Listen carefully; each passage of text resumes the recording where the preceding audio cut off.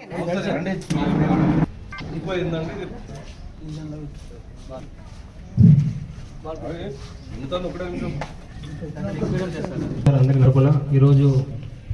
ఈ blood donation group వారు blood donation సందర్భంగా మొట్టమొదటగా శ్రీ పైసా శ్రీకాంత్ గారు రక్తదానం చేశారు. వారికి నా పేరు పైసా శ్రీకాంత్. నేను గత 12 సంవత్సరాల నుండి బ్లడ్ ఇస్తున్నాను.